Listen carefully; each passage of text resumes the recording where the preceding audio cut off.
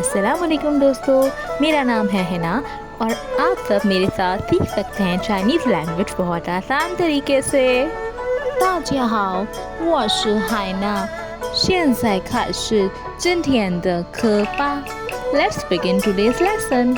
The topic is really interesting and we are going to learn about the new words regarding a picnic in the forest. First word is 旅游.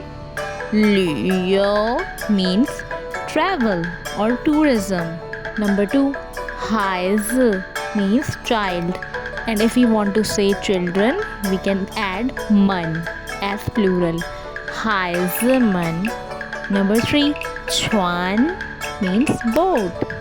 Number 4, 水 means water. Number 5, 瀑布 means waterfall.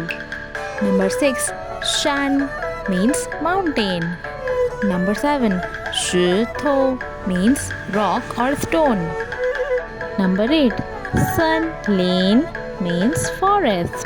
Number 9, 植物 means plants. Number 10, 绿色 means green color. Number 11, 老虎 means tiger. Number 12, 鸟 means bird. Number 13, 大象 means elephant. That's all for today. Don't forget to subscribe my channel and like the video. 谢谢大家，再见。